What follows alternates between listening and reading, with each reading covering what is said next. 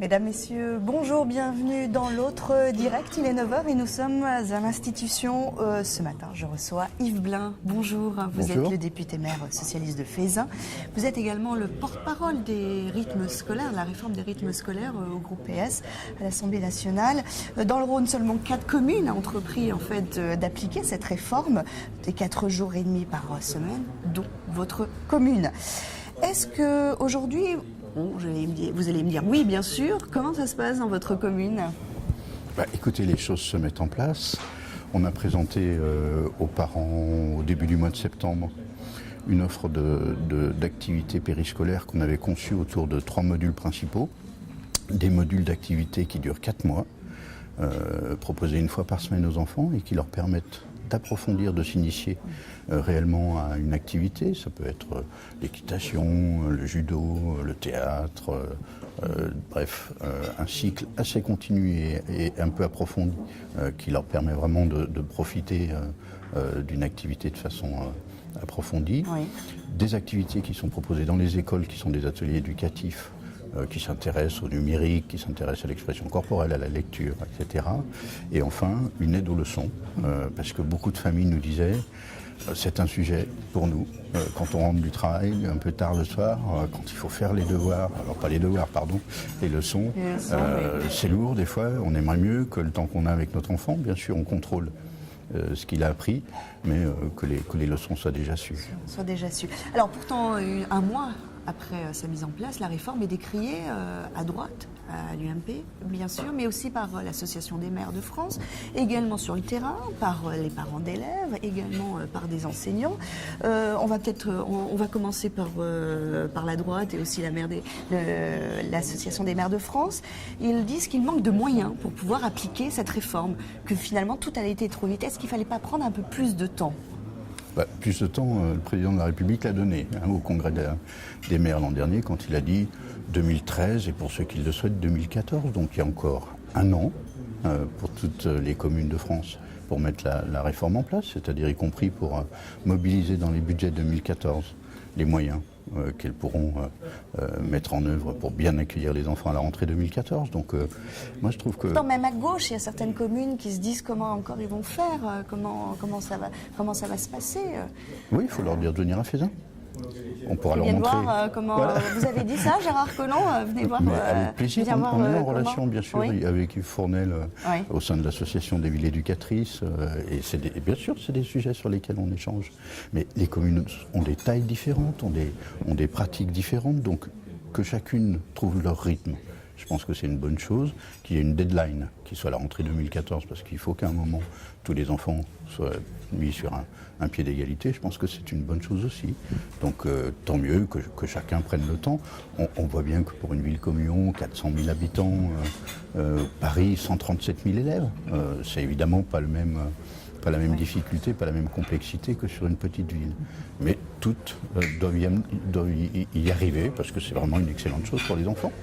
À droite, à l'UMP, on demande la remise à plat de la réforme, parce que finalement, ils pensent aussi que les maires ne peuvent pas y arriver, etc., que c'est aussi mauvais pour les enfants. Qu'est-ce que vous leur dites là-dessus ? Mais je leur dis, le président de l'Association des maires de France, député maire UMP de Lons-Saunier. Bon. Pour vous, c'est une histoire de politique, je pense que globalement, de combat l'UMP s'est dit, tiens, il peut y avoir un petit sujet, élections municipales qui arrivent. Il peut y avoir un petit sujet de grogne. Ils n'ont peut-être pas besoin forcément de ça, en même temps. Absolument. Mais ça plus ça, n'est-ce pas si on peut exploiter ce sujet-là, finalement, pourquoi pas ? Je trouve ça vraiment dommage, parce que tout le monde le sait, et l'UMP la première, Xavier Breton, député UMP dans la précédente législature, avait signé un mandat, un rapport dans lequel il recommandait le retour à 4 jours et demi, rapport adopté à l'unanimité par la commission culture-éducation de l'Assemblée, droite-gauche confondue. Donc tout le monde sait, en France, aujourd'hui, que le système de 4 jours n'est pas bon pour les apprentissages fondamentaux des enfants et ne les met pas dans les meilleures conditions pour que ceci soit bien reçu. On va y revenir. Il y a également, donc on parlait de la politique, mais aussi les parents d'élèves qui disent notamment, qui pointent du doigt la fatigue des enfants. Ils sont aussi déboussolés par ce changement de rythme. ils sont plutôt perplexes face à ça et un peu démunis. Comment faire pour justement pour éviter cet écueil? Oui, d'abord je crois qu'il faut les entendre. Et puis les inviter à se laisser convaincre. Il ne faut pas juger trop vite. La rentrée a eu lieu il y a 4 semaines. Oui. Que les enfants soient fatigués, rien de plus normal. Moi j'ai des enfants qui sont en âge scolaire. La période de la rentrée, c'est une période de stress, c'est une période de fatigue, c'est normal. Ensuite, il faut que les parents s'habituent à ce changement. Ça peut influer sur leur propre organisation, donc ça peut être source nécessité de se caler différemment, de s'organiser. Les enfants avaient des activités déjà avant. Qui allaient à l'école de musique, qui avaient une activité sportive. Parfois, il y allait à l'école de musique le mercredi matin aussi. Donc ça peut se rajouter. Il faut aussi que les parents prennent en compte ces nouvelles dispositions pour rééquilibrer l'emploi du temps de leurs enfants. Ils disent aussi que les parents disent aussi que le mercredi, en tout cas certains disent aussi que le mercredi c'était aussi une forme de respiration, qu'ils pouvaient dormir un peu plus longtemps et que là ils sont vraiment fatigués parce qu'ils sont obligés de se lever. Vous savez, des parents qui travaillaient, des parents qui travaillaient hier, qui travaillent encore aujourd'hui. Hier ils levaient les enfants parce qu'il fallait les poser chez la nounou, au centre de loisirs. Donc moi je ne crois pas que le fait que les enfants aient à se lever le mercredi matin soit un argument qu'on peut entendre. Qu'il y ait besoin de s'adapter, qu'il y ait besoin de prendre ce rythme-là qui est nouveau pour les enfants, ça je le conçois volontiers. C'est pour ça que je dis, ne jugeons pas maintenant, c'est quand même un petit peu tôt, 3-4 semaines après la rentrée, laissons se dérouler l'année scolaire, tirons-en et observons bien la façon dont les choses se déroulent et puis on pourra à la rentrée prochaine faire les ajustements nécessaires. Alors il y a aussi les parents d'élèves, il y a aussi les enseignants aussi qui ne sont pas forcément d'accord. Il y en a qui sont même en grève. Aubervilliers, 95% des enseignants étaient en grève hier. Là aussi, est-ce qu'il faut pas aussi accompagner les instituteurs, peut-être même aller plus loin, il y a un travail, dans une philosophie. Bien sûr. Il y a un travail à faire avec les enseignants Je crois qu'au fond d'eux-mêmes, ils sont convaincus de l'intérêt de la réforme pour les enfants et pour la qualité des apprentissages. Quand on en parle avec eux, ils conviennent que oui, les enfants sont plus réceptifs à partir de 9h le matin, pas à 8h30 parce qu'il faut le temps de se mettre en route, mais à partir de 9h, 9h30, jusqu'à midi, midi et demi, puis en début d'après-midi. Donc ça, je crois que c'est remis en cause par personne. Par contre, les enseignants sont amenés à partager davantage qu'ils ne le faisaient les locaux, à être en contact avec des équipes éducatives avec lesquelles ils ne l'étaient pas jusqu'à présent. Donc il y a des codes à trouver, il y a des modalités à construire.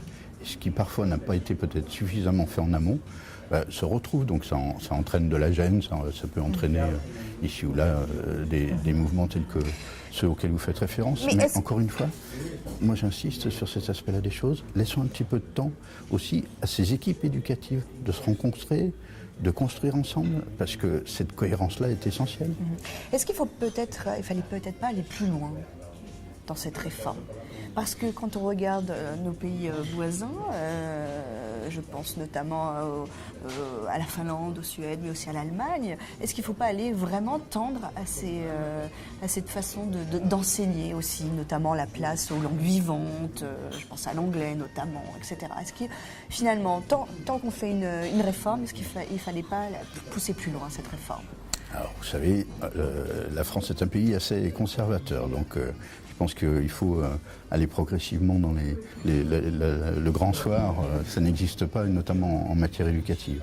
Mon point de vue, c'est qu'il faut aller bien sûr plus loin, beaucoup plus loin. La question des vacances scolaires. Oui, les vacances scolaires, est-ce qu'il n'y en a pas un peu trop là, vous mettez 15 jours de plus, enfin une semaine de plus là, en octobre. Est-ce que c'est pas trop? Parce qu'il faut permettre aux gens aussi de trouver... Ce qui est trop en tout cas, c'est de concentrer sur 144 jours l'école en France. C'est le seul pays. C'est le seul pays, oui, c'est 180 à 200 jours 180 à 200, en Europe. Donc il faut mieux étaler les rythmes d'apprentissage, d'où la réforme qui se met en œuvre maintenant, mais il faudra aussi... Est-ce qu'il ne faut pas réduire les vacances scolaires? Il faudra aussi oui, mais il a fait l'inverse, il les a allongées en même temps. Là. Chaque chose en son temps. Chaque chose en son temps. Pas très logique tout ça. Et vous voyez bien les résistances que cela entraîne. Mettons en œuvre les rythmes scolaires, déjà pour équilibrer la semaine, mais bien sûr qu'il est dans les projets du gouvernement de travailler aussi sur la question des vacances scolaires, parce que celles-ci sont évidemment un des éléments essentiels de déconcentration du temps scolaire et des temps d'apprentissage qu'il est essentiel d'aborder. D'accord. Il nous reste à peine une minute. Yves Blin, vous êtes maire de Fézin. Vous allez à nouveau vous présenter au municipal de 2014 dans votre commune. Avec plaisir. Vous êtes aussi député. La loi va passer d'ici 2017. Ça va être quoi vous allez choisir entre quoi et quoi? On verra en 2017. C'est-à-dire, si vous êtes...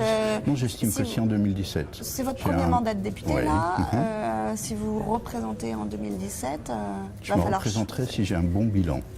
Ah. Et si le gouvernement a un bon bilan et que j'estime qu'il est et en ce moment-là, de solliciter vous pensez à nouveau, les choses vont petit à petit mieux et commencent à se redresser. Vous savez, il y a deux choses. Moi, quand j'ai été élu député, je me suis dit que je mesurerais à la fin de mon mandat si c'était une réussite ou pas. C'est la résorption des déficits de l'État et c'est la diminution du chômage. Je pense que c'est les deux indicateurs fondamentalement sur lesquels le président de la République et le gouvernement et sa majorité sont attendus. Je prendrai moi ma décision en fonction de ces deux critères. D'accord. Vous n'avez pas demandé à Matignon la permission de venir ici? Non, mais je suis sûr que vous êtes quand même porte-parole du groupe PRS pour le rythme scolaire. Maintenant, s'il va falloir prendre ça, c'est quand même... je suis sûr que je l'aurais eu, parce que c'est une réforme qu'il faut défendre et c'est une très belle réforme. Merci beaucoup Yves Blin d'avoir été notre invité. Je vous souhaite à tous un très bon week-end et on se retrouve lundi dans l'autre direct.